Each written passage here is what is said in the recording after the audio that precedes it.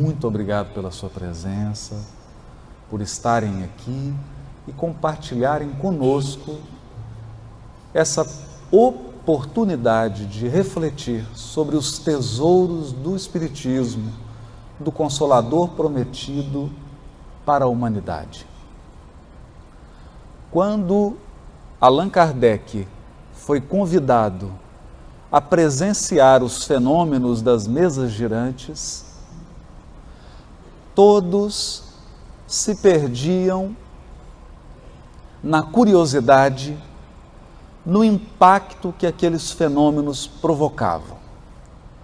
Viam naqueles fatos extraordinários mais um elemento de entretenimento, porque ainda o entretenimento é o que chama a atenção de milhões e milhões de corações que estagiam na carne. Mas o codificador, Allan Kardec, ao reparar o que estava por detrás do fenômeno das mesas girantes, conseguiu enxergar o que muitos só puderam fazer muito tempo depois. Enxergou Allan Kardec que por trás daqueles fenômenos que se reproduziam em vários países do mundo estava o atestado da imortalidade da alma, da sobrevivência do espírito à morte do corpo físico. E por ser um educador, por ser alguém integrado com os valores supremos do espírito imortal, Kardec percebeu as consequências morais que teriam aqueles fenômenos. O impacto que provocaria nas pessoas e nas comunidades estarem diante de fatos que atestam a imortalidade da alma. Aproveitando tudo que de melhor poderia dar o fenômeno, o codificador altera o sistema de contato com as mesas girantes e começa a propor perguntas. O resto é a história do Espiritismo e todos nós sabemos. Passados alguns anos, já amadurecido no diálogo com os espíritos, já fortalecido nas suas convicções, absolutamente seguro da imortalidade da alma, Kardec escreve, num período de férias, no litoral francês, o Evangelho segundo o Espiritismo. Pontuando, frisando e deixando claro para as gerações futuras que o Espiritismo era o consolador prometido pelo governador do orbe. E é num dos seus capítulos, chamado Meu Reino Não É Deste Mundo, no item 5, que Kardec escreve um item intrigante. E é a partir desse item que nós convidamos a todos à reflexão da noite sobre o bom ânimo. O item recebe o título de O Ponto de Vista. O ponto de vista. É intuitivo para todos nós aqui presentes, encarnados e desencarnados, que a visão que você tem de um objeto depende da posição em que você decide se colocar para observá-lo. É assim que Joinville, essa cidade maravilhosa, pode ser conhecida por alguém que anda por ela a pé. Mas você terá outra visão se resolver percorrê-la com um veículo. Terá uma visão completamente diferente se sobrevoar a cidade de Joinville.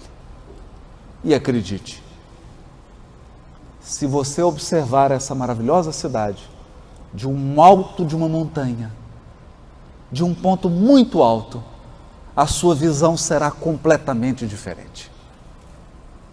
Se isso vale para objetos materiais, vale também para pessoas e para circunstâncias.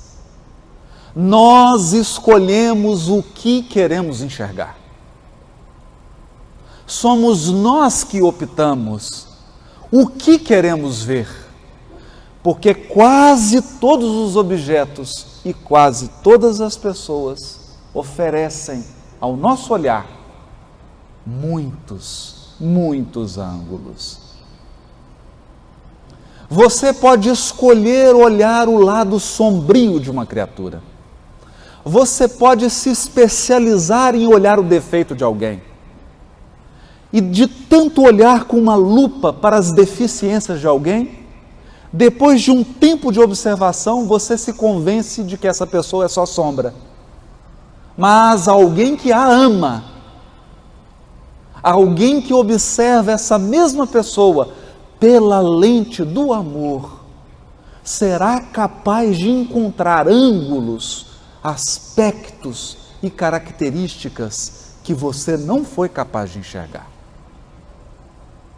É assim conosco também nas circunstâncias. Os fatos que há 10 anos atrás lhe pareciam tropeços, infelicidades, contratempos, se revelaram à medida que seu espírito foi amadurecendo na experiência humana, se revelaram fatos proveitosos e educativos. Se não doces, se não felizes, pelo menos educativos. Nos fizeram crescer. Porque a dor e a lágrima também nos faz crescer. O sofrimento também, muitas vezes, faz o trabalho que nós não permitimos, que nós não demos permissão para o amor fazer. É assim que Kardec inicia esse item extraordinário do Evangelho segundo o Espiritismo, o ponto de vista, dizendo: a ideia clara e precisa que se faça da vida futura proporciona inabalável fé no porvir. Não se trata de uma crença fugidia. Kardec aqui não está falando de um sentimento de entusiasmo juvenil. Não está dizendo de algo que toma conta de nós e 3 minutos depois vai embora. Não. Está falando de uma inabalável fé no porvir. Essa inabalável fé na vida futura depende, é claro, de uma ideia precisa e clara da vida futura. Não bastam contos de fadas, não bastam histórias simbólicas, não basta uma visão vaga, é preciso uma ideia precisa, detalhada da vida futura.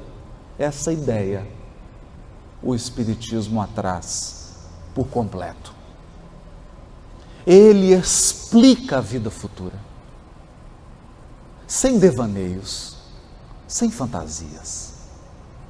Explica o processo de desencarnação. Explica as leis divinas que regem o nosso progresso espiritual. Ele nos orienta sobre o que esperar e o que não esperar. do que se trata a vida futura. E não apenas como uma teoria, uma hipótese, mas baseado em fatos ocorridos e que podem ser presenciados até hoje. Fatos que atestam a imortalidade da alma. E prossegue o codificador. Fé que acarreta enormes consequências sobre a moralização dos homens, porque muda completamente o ponto de vista sob o qual encaram eles a vida terrena. A vida terrena. A visão que você tem da vida futura, da vida que nos aguarda após o túmulo, determina o seu ponto de vista sobre a vida presente, sobre a vida material. Visão que determinará aspectos morais da maior relevância na vida de todos nós. Essa é a mensagem central do Espiritismo. Esse é o coração do Espiritismo.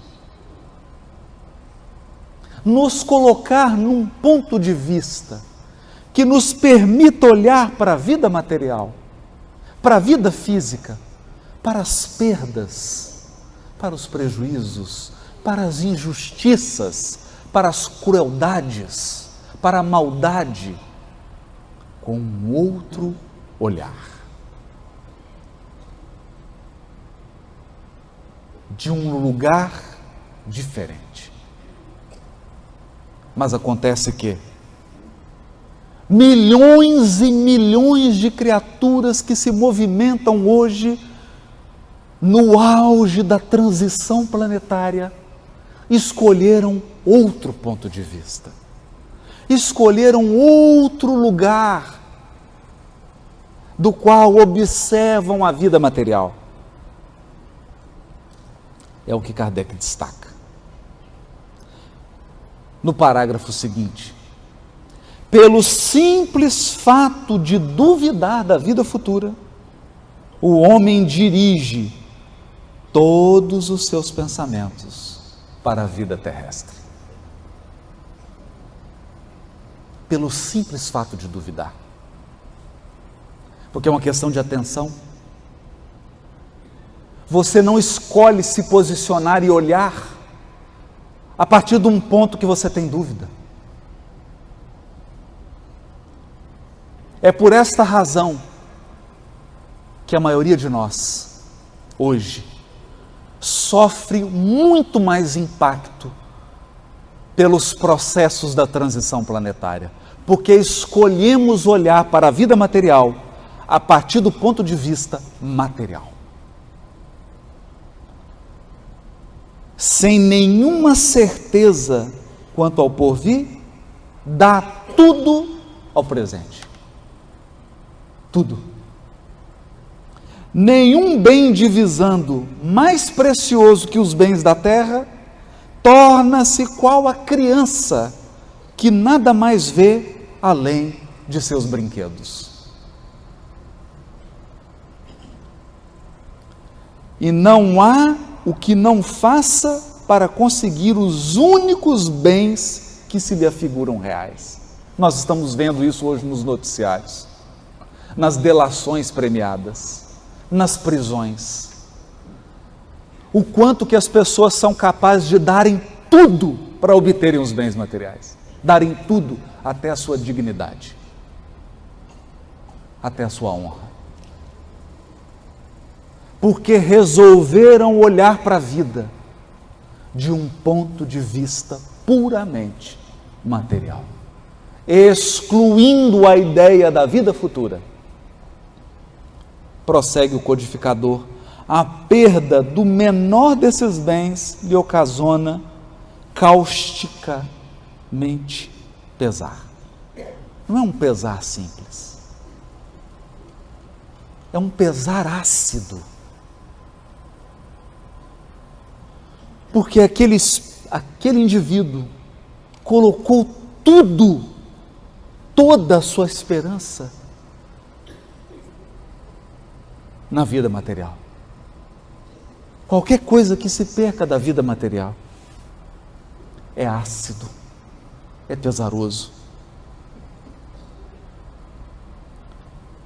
Um engano, uma decepção, uma ambição insatisfeita, uma injustiça de que seja vítima, o orgulho ou a vaidade feridos são outros tantos tormentos que lhe transformam a existência numa perene angústia.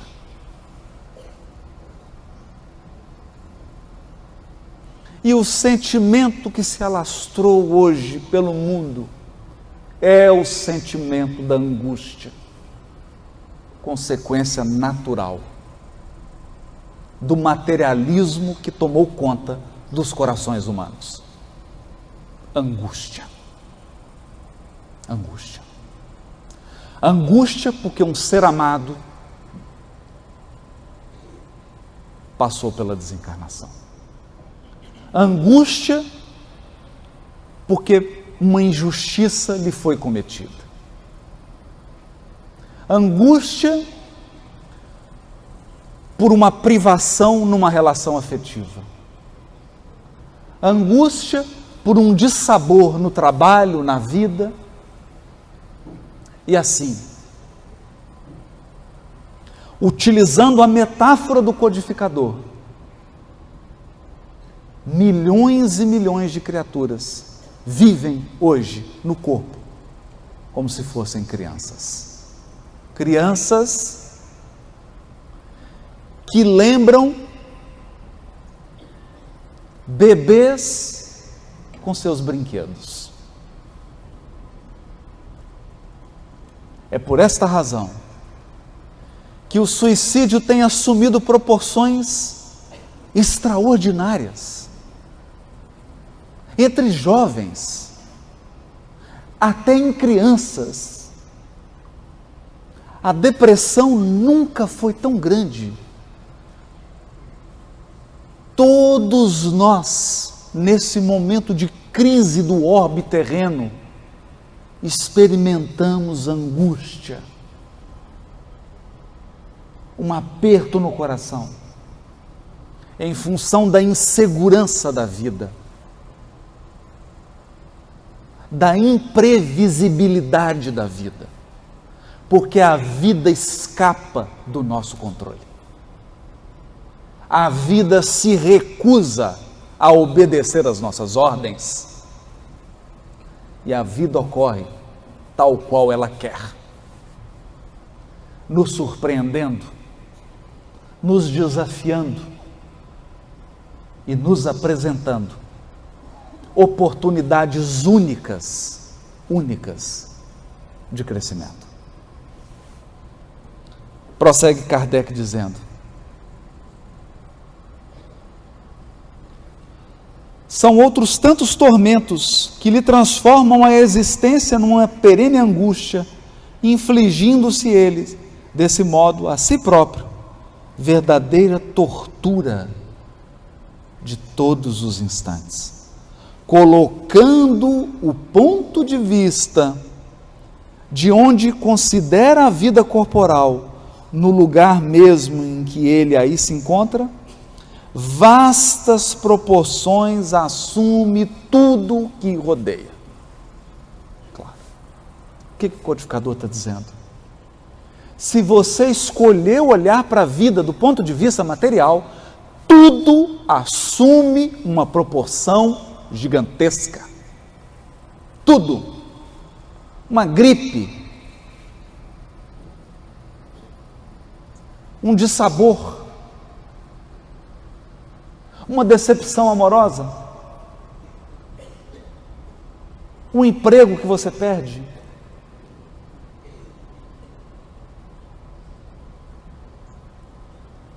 as coisas tomam um valor que elas não têm. Não têm. É por isso que, descrevendo a situação contrária, descrevendo a situação que o Consolador prometido nos convida, que é nos colocar de um ponto de vista espiritual. Para quem se coloca pelo pensamento na vida espiritual, que é indefinida, a vida corpórea se torna simples passagem. Simples passagem. Breve estada num país ingrato. Olha a observação do codificador. É um breve estágio em um país ingrato.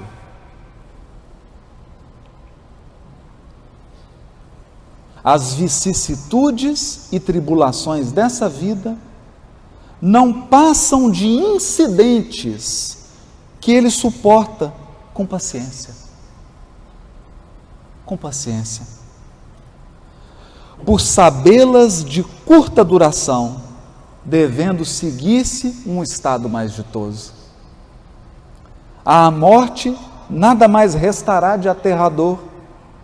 Deixa de ser a porta que se abre para o nada e torna-se a porta que se abre para a libertação,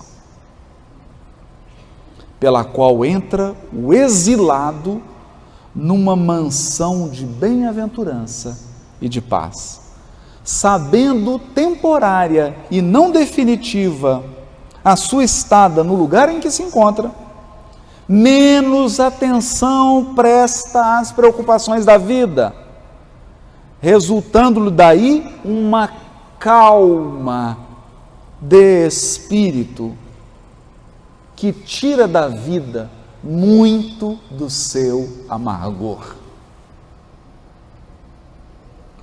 Amargor. O ponto de vista material, olhar para a vida como se a vida se resumisse do berço ao túmulo, imaginar que nós somos corpo apenas, um amontoado de células, nos traz profunda amargura, sobretudo quando lidamos com perdas e danos. Perdas de todo tipo e danos de todo tipo. Por quê?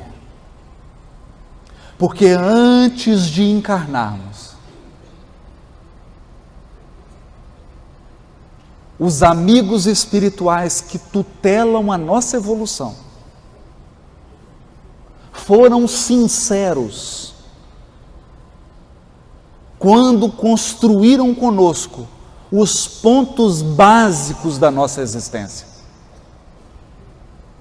Sabiam eles, sabemos nós, das dificuldades que trazemos. Sabíamos que a vida física funcionaria como um hospital-escola que cura e educa. Sabemos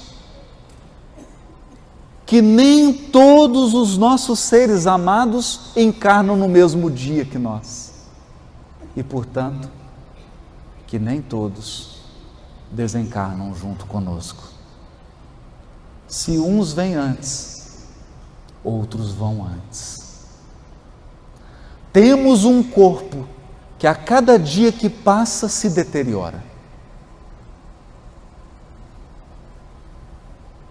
A cada dia que passa. Nosso corpo é um retrato da nossa condição humana.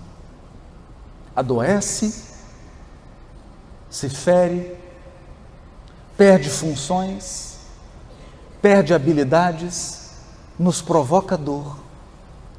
A vida física é uma grande maratona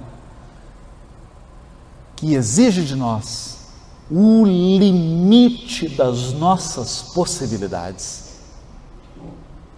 Mas aquele que se coloca de um ponto de vista espiritual é tomado de uma profunda calma espiritual, porque sabe o que é provisório e o que é definitivo. Nós sabemos. Se o mundo físico for destruído, isso em nada afeta o mundo espiritual. O mundo espiritual é o definitivo. Nós estamos em viagem. O problema é que é uma viagem relativamente longa. E quando a viagem é relativamente longa, você se esquece do seu lar. Quando a viagem é relativamente longa, você se esquece que tem uma casa, que tem uma rotina.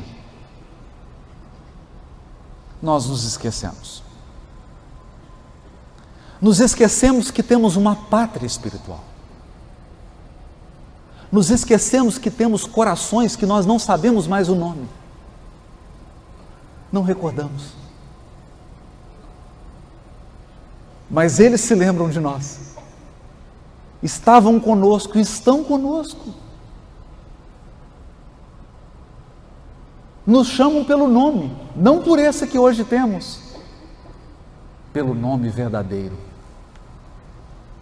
Conhecem a nossa história, participaram dela, viveram conosco, nos acompanham, nos aguardam. Prova disso, visitam um doente em fase terminal. A coisa que eu mais tenho medo é quando eu estiver doente grave e começar a ver parente que já foi. Começa a ver parente que já foi. Porque eles vêm, conversam conosco. Isso é um fato universal. Quem está partindo, vê, ouve, recebe visita, sonha, volta a se relacionar intensamente, se preparando para o lar, para o retorno. Preocupado então com a transição do orbe e com os desafios que a transição nos traz. Quais são esses desafios? Esses desafios, nós recebemos advertências e avisos. Os Espíritos disseram ao codificador como seria. Um dos elementos da transição, a proposta materialista ia dominar o mundo. Quem governa o mundo hoje é o materialismo. Todas as grandes instituições do mundo, universidades, hospitais, escolas, pensadores, todos querem te fazer acreditar que você morre com o corpo. Fazem questão de nos ensinar isso. Fazem questão de frisar isso. Se você diz que não acredita nesse modelo materialista, às vezes você é excluído na empresa, na repartição pública, na universidade. Você não consegue bolsa. Se você é professor, você é isolado dos colegas, porque é bonito ser materialista. É conveniente ser materialista. Porque o materialismo só tem um compromisso, compromisso com o egoísmo.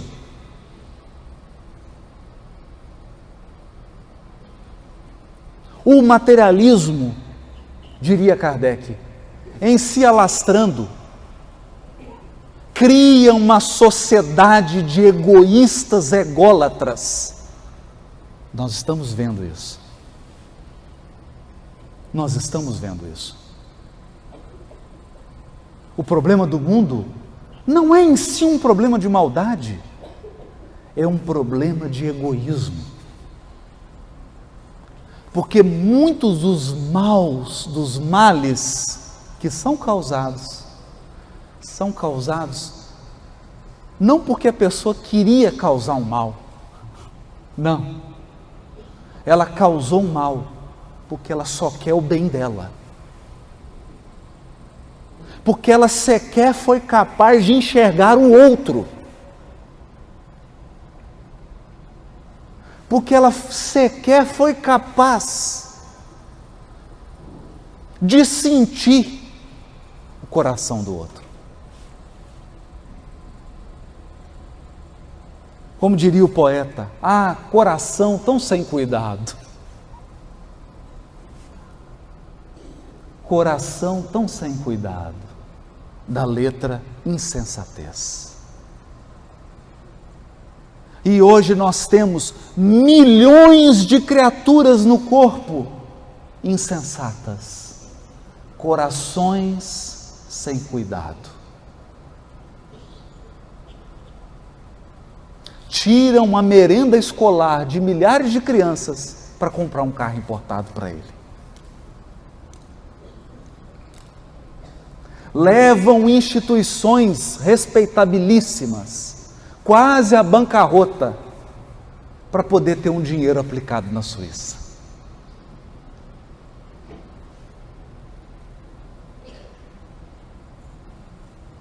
É o auge do paradigma materialista. E se você levanta uma voz, na universidade, se você levanta uma voz num tribunal de justiça, se você levanta uma voz no legislativo, dizendo que a vida verdadeira é espiritual, você é tido como um louco.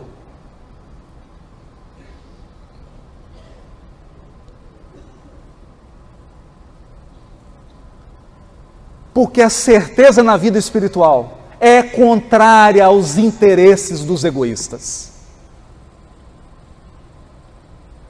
Manter milhões de criaturas num sono, acreditando que elas são um corpo físico e que elas vão acabar.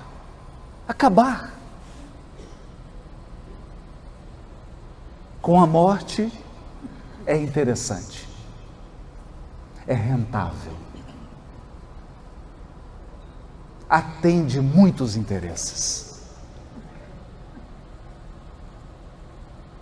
É por isso então que o mundo vive uma escalada de angústia. Jovens de 17, 18 anos, suicidando em faculdades de medicina.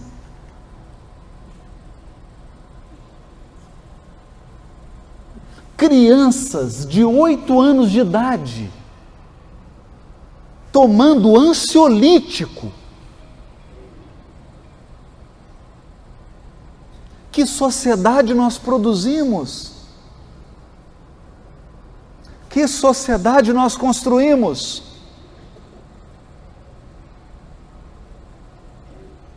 É nesse momento grave da humanidade que o Consolador prometido dirá: aqui veio. Porque o Espiritismo não só predisse esse tempo, como apontou suas causas 160 anos atrás. 160 anos atrás nós fomos avisados. No livro Obras Póstumas, há a mensagem de um espírita dirigindo a Kardec, dizendo assim, que a transição, que esse momento grave, seria marcado por dois fenômenos. O suicídio se multiplicaria.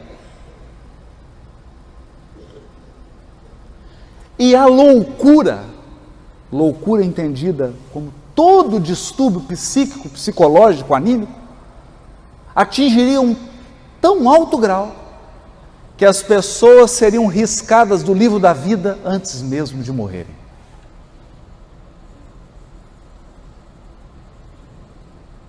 Eu particularmente conheço dezenas de jovens, 14, 15 anos,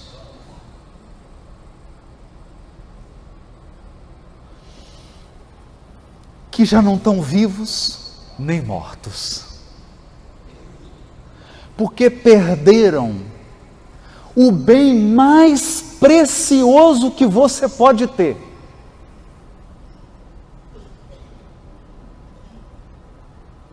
O bem mais precioso, o sentido da vida. Se você perder o sentido da vida, você perdeu tudo. Tudo. Não importa o que você tem e o que você não tem.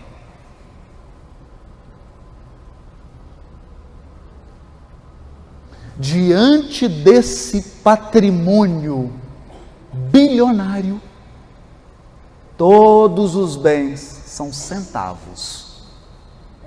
O sentido da vida. O sentido.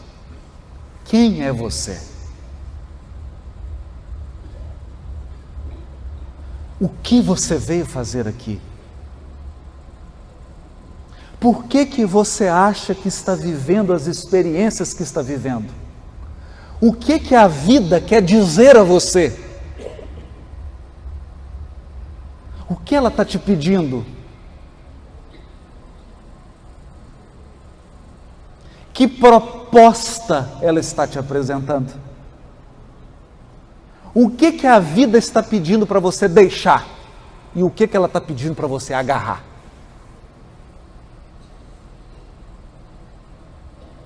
Perguntas simples, que serão respondidas no silêncio das suas noites. Quando você entrar no teu aposento íntimo, o local mais silencioso do mundo, o local mais escondido, o menos visitado da terra, seu coração. E orar em segredo àquele que vê em segredo.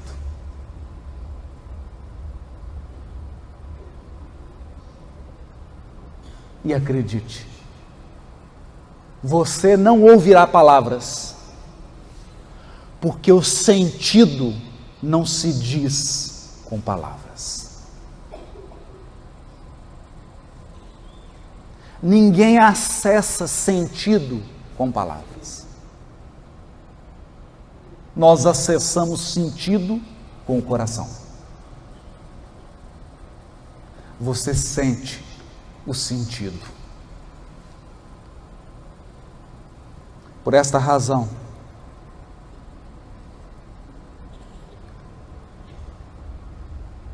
no livro Alvorada do Reino,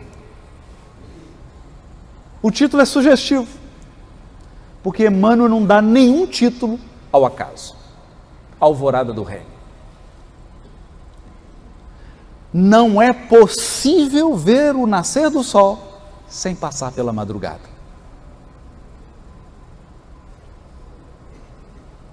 Para ver a alvorada, é necessário atravessar a madrugada. e a madrugada é fria, é solitária, é angustiante. A alvorada do reino. O capítulo é nunca desfalecer, nunca entregar, nunca jogar a toalha, nunca desfalecer. Nesse capítulo, Emmanuel comenta um intrigante versículo, e a gente fica pensando, por que ao comentar esse versículo ele deu esse título ao capítulo? O versículo é: orar sempre e não desanimar. Lucas 18:1. Orar sempre e nunca desanimar. Comenta o benfeitor: não permitas que os problemas externos, inclusive os problemas do seu próprio corpo, te inabilitem para o serviço da tua iluminação. Não permita. Os problemas podem fazer tudo com você, e eles fazem tudo, eles esmagam a gente, eles arrancam lágrimas, eles tiram às vezes até a nossa paciência, mas eles não podem nos inabilitar para o trabalho da nossa própria iluminação pessoal. Como diria o filme com Will Smith, essa é a beleza colateral. Pode acontecer tudo com você,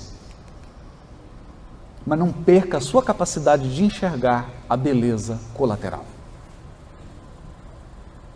Em tudo que nos ocorre, há um processo de iluminação em curso, conduzido por Deus. Enquanto te encontras no plano de exercício, qual a crosta da terra, sempre serás defrontado pela dificuldade e pela dor. Por quê? Porque aqui na terra, não é a aula teórica. Aqui é o exame do Enem. É a hora do teste. É a hora do exercício. Você aprendeu a aula, que bonito, pegou, aprendeu tudo direitinho. E agora vem o problema. A questão, o problema que você terá que resolver com aquilo que você aprendeu.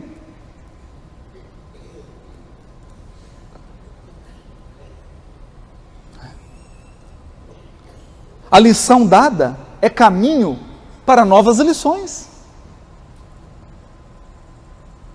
Você aprendeu uma lição?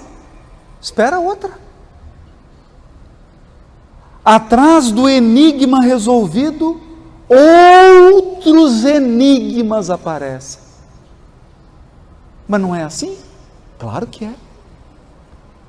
Que saudade do sexto ano, em que o enigma era somar 2 mais 5. Adição.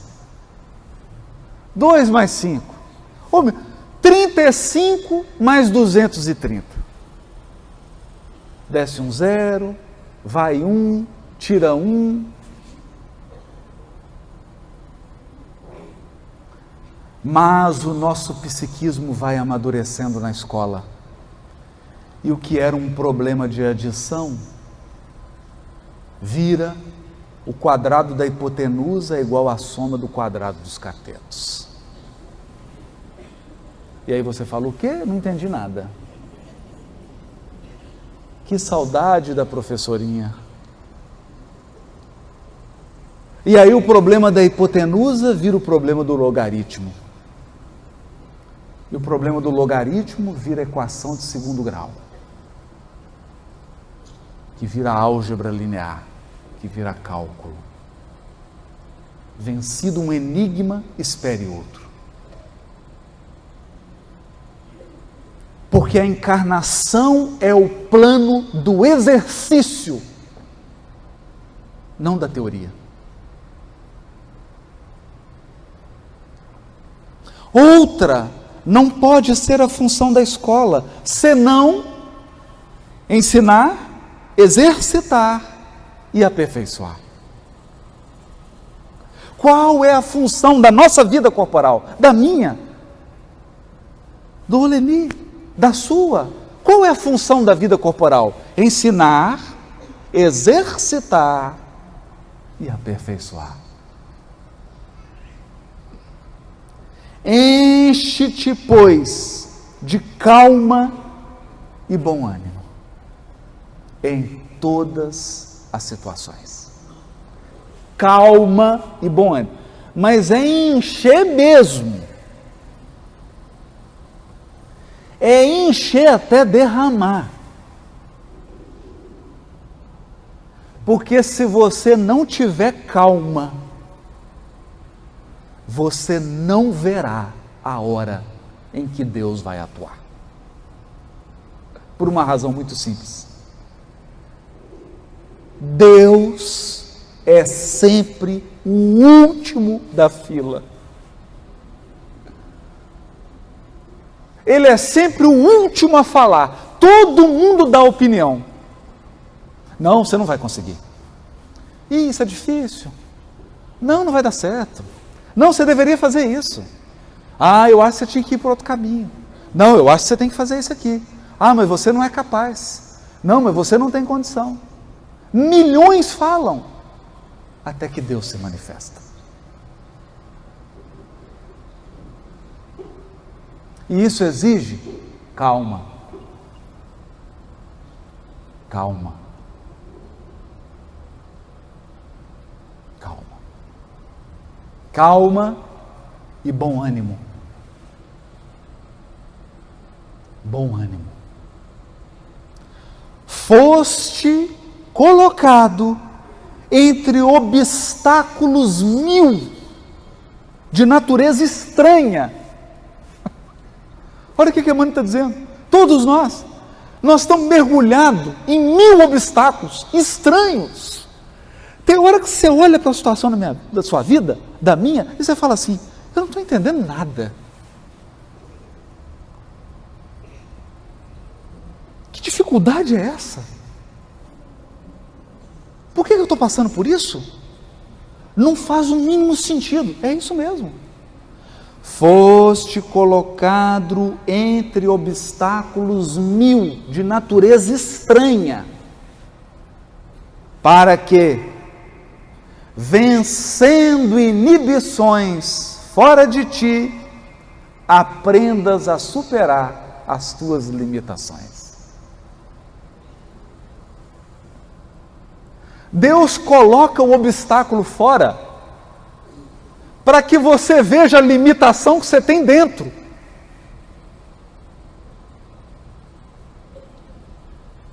Porque se não fosse o obstáculo interior, você não enxergaria a limitação interior.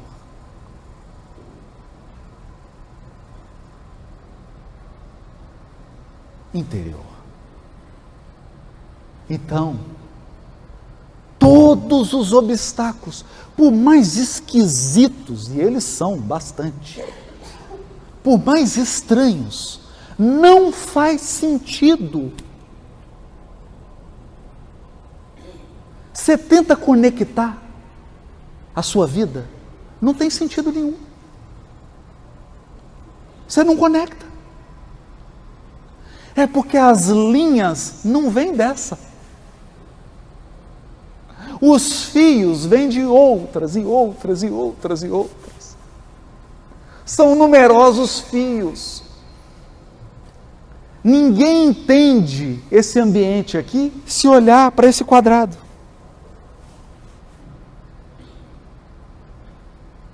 E encarnado, nós não teremos a visão do conjunto.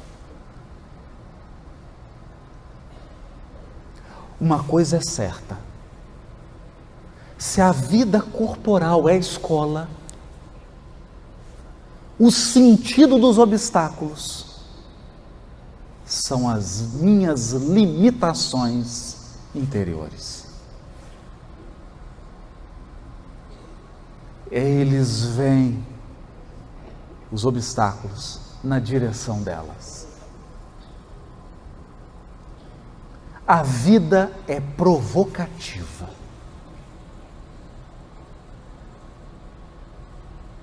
Há um filósofo italiano que diz assim: ninguém nasce com vocação, esquece isso. Vocação para nada. A vida é uma provocação. A vida te provoca. Ela é provocativa. E aí você responde à provocação.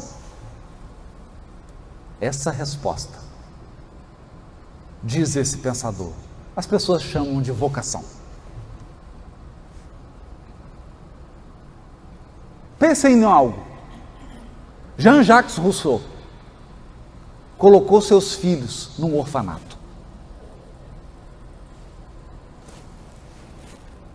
A dor de consciência foi tão grande que ele se tornou um dos maiores educadores da humanidade.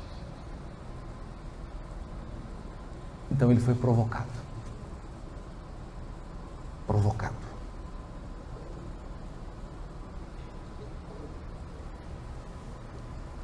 Enquanto a comunidade terrestre não se adaptar à nova luz, respirarás cercado de lágrimas inquietantes, de gestos impensados e de sentimentos escuros.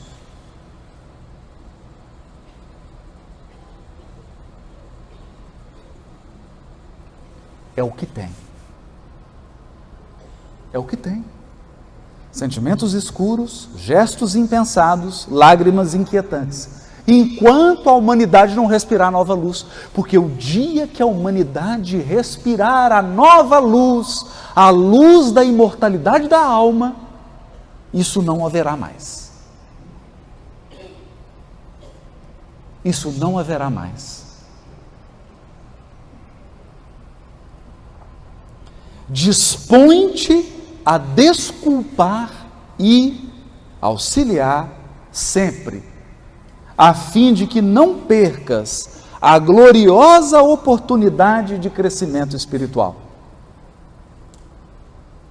Lembra-te de todas as aflições que rodearam o espírito cristão no mundo desde a vinda do Senhor. Onde está o sinédrio que condenou Jesus à morte? Cadê o sinédrio?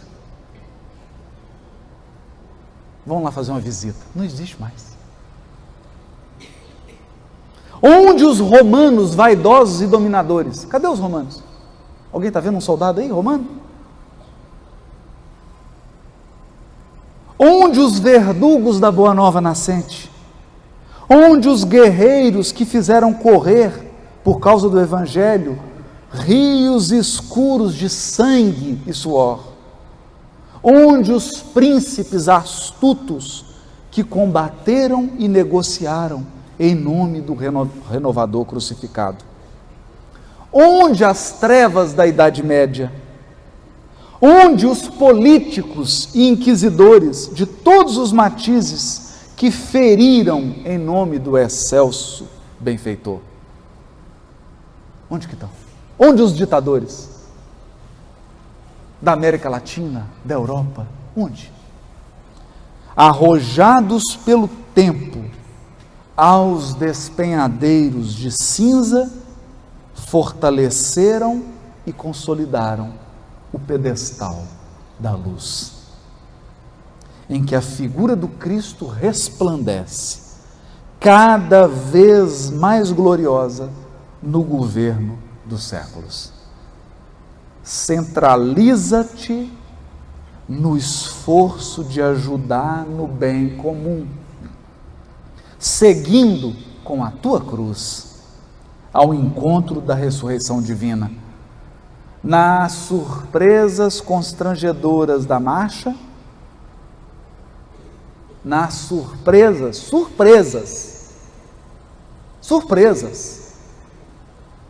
Porque as dores constrangedoras da encarnação, elas chegam de surpresa, surpreendem todo mundo. Nas surpresas constrangedoras da marcha, recorda que, antes de tudo, importa orar sempre, trabalhando, servindo, aprendendo, amando e sem nunca desfalecer. Sem nunca desfalecer. Juntos. Pensando nos dias de hoje, tenho uma impressão de que cada qual de nós carrega a sua cruz, não em fila indiana, mas em filas laterais, para que a gente possa olhar para o lado, ver a cruz do outro e não se sentir só. Não se sentir só. Estamos juntos, na mesma marcha. Na mesma marcha. Mas o que importa é orar sempre, trabalhando, servindo, aprendendo e amando, sem nunca desfalecer. Eu falei para mim. Espero que tenha te ajudado. Muito obrigado.